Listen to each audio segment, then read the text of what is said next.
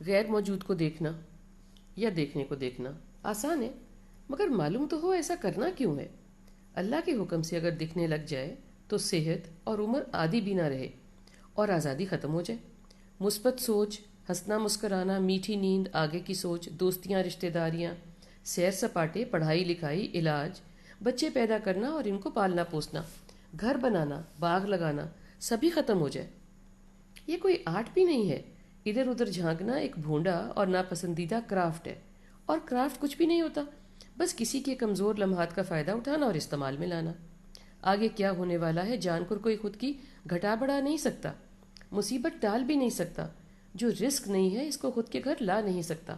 ہاں، پریشان ضرور ہو سکتا ہے، اگر کہ کوئی جانکاری آ جائے تو وہ جانکاری کی حد تک ہی اسی حد تک رہے گی، ٹل نہیں سکتی۔ میں نے ہمیشہ مالک کا شکر ادا کیا کہ سب کچھ یا بہت کچھ پردے میں ہے۔ ایک مزے کی بات یاد آ گئی ہے جو کب کی نچلی فائلز میں جا چکی تھی۔ مجھے ایک صاحب نے کسی سے ملوانے کا کہا۔ میں نے کہا بھائی کیا خاص بات ہے؟ کہنے لگے لوگ کہتے ہیں وہ صاحب انسان نہیں جن ہیں، اور میں نے فلاں وقت کا ٹائم لے لیا ہے۔ میں نے کہا ٹھیک ہے۔ کوئی 3-4 دن بعد کا وقت تھا۔ ان 3-4 دن میں محسوس کرتی تھی کہ وہ دو آنکھیں مجھے ہر وقت دیکھتی رہتی ہیں، خواہ۔ یہ دن گزر گئے، ہم انصاف کے ہاں چلے گئے۔ کوئی ٹھاٹ باٹ والا گھر نہیں تھا مگر کشادہ تھا۔ ہم گزرتے گزراتے باغیچے میں چلے گئے جہاں وہ لوگ بیٹھے ہوئے تھے۔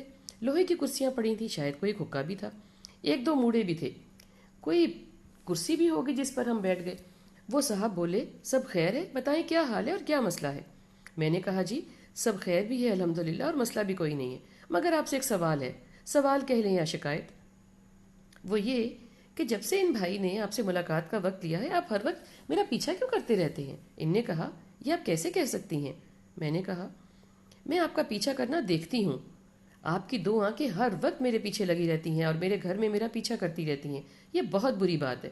ان نے مسکرا کر جواب تو کوئی نہیں دیا، ہاں وہاں بیٹھے لوگوں کو اور جو کھڑے تھے اور جو ہمارے ساتھ گئے تھے ان سب کو مخاطب کر کے کہنے لگے یہ تو ہمارے قبیلے کی ہیں۔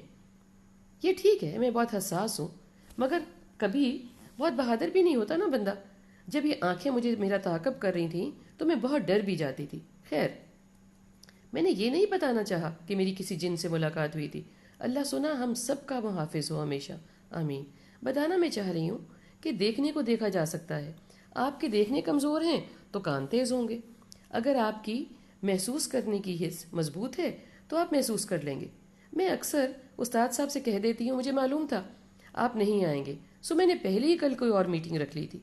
ویسے آپ کا سوچنا یا یاد کرنا یا آپ کے بارے میں کچھ بھی کرنا آپ تک پہنچ ہی جائے گا، پہنچ جاتا ہے اکثر اللہ کے حکم سے، اور نہیں بھی پہنچتا۔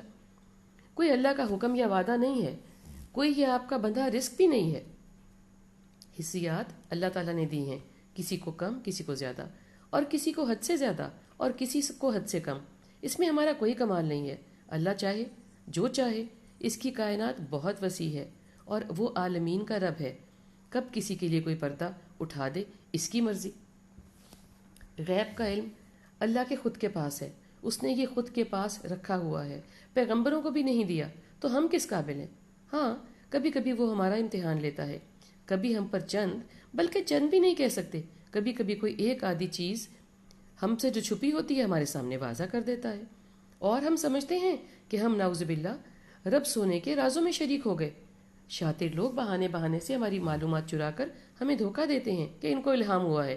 یہ سب آزمائش ہے، بگاڑنے والا ایک ہی ہے، وہی ہے جو نظام ہستی چلا رہا ہے، بنانے والا بھی وہی ہے، اور کوئی ہو ہی نہیں سکتا، نہ کبھی کوئی تھا۔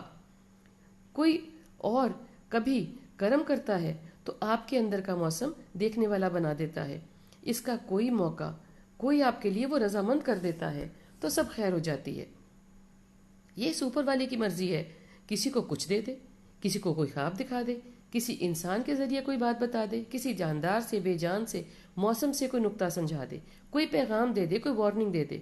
دل و دماغ میں ڈالنے والا اور نکالنے والا وہی ہے، سمجھانے والا اور سمجھ بوجھ چھیننے والا۔ اس کی کوئی لگی بدی سائنس نہیں ہے، کوئی بات کیسے دماغ میں پڑ جاتی ہے، اس پر ہمیشہ سے ہی کام ہو رہا ہے اور ہوتا رہے گا۔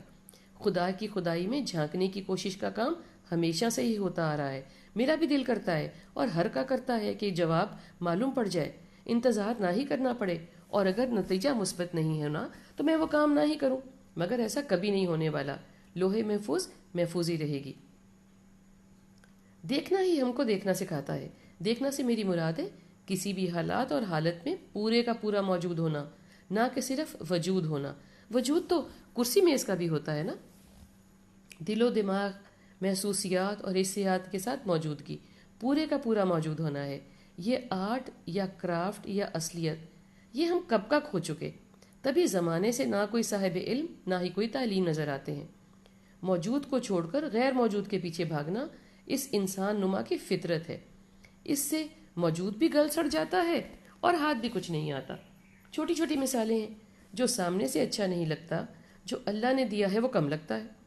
یہاں پیسے کی بات نہیں ہو رہی، دیکھنے کی صلاحیت کی بات ہے۔ کوئی صلاحیت مانگنی ہے تو مالک سے مانگنی چاہیے، وہ دے نہ دے۔ ہم دیکھنا بھی اندھوں سے مانگتے ہیں۔ ویسے جو برزخ میں بیٹھے ہیں، یوم دین کا انتظار کر رہے ہیں، خود کی گھٹا بڑھا نہیں سکتے، وہ ہم ان سے مانگتے ہیں اور ان کو اللہ کا دوست کہتے ہیں۔ جس سے وہ بھی مانگتے ہیں، اس کو چھوڑ کر سوال تو بنائے نا۔ دیکھنا مانگنا ہے تو سہارنا پہلے مانگے، ورنہ نہ کوئی حص اللہ تعالیٰ نے فاسٹ فارورڈ کر دی تو گلے پڑ جائے گی۔ ایک مرتبہ مجھے خیال ہوا کہ اللہ سے مانگنا چاہیے کہ وہ نیند کم کر دے۔ شکر ہے ساتھ ہی خیال آ گیا کہ پہلے سوچوں تو نیند کم کر کے کرنا کیا ہے، تو میں نے پہلے خود کے لیے فہرست تیار کی۔ سوچو اگر سارا دن فون پر بات کرنی ہے یا ڈرامے دیکھنے ہیں یا رات بھر رلنا ہے تو سونا ہی بہتر ہے نا اور مفید۔ تو میں نے اللہ سونے سے کہا کہ تو مجھے اب عبادت کی توفیق دے، پھر میری نیند کم کر، اور میرا دل بھی لگا اس میں۔ کتنا آسان ہے اس سے بات کرنا، اور بل بھی نہیں آتا نا موبائل فون کی طرح۔ ایسے ہی اس سے ہر بات کے بارے میں بات ہو سکتی ہے جو وہی، تو کس کے پاس جائیں اور کیوں جائیں؟ میرے پاس دکھنے اور دیکھنے کی سینکڑوں مثالیں ہیں، میری بھی اور میری امی کی بھی، مگر کوئی فائدہ نہیں۔ بس کہ سب ایسے ہی ہے، دکھ بھری داستان۔ مثالوں سے تو کوئی خود ہی بے مثال نہیں ہو جاتا نا، گڑ ڈالنا پڑتا ہے، اوپر والا میٹھا کرے نہ کرے۔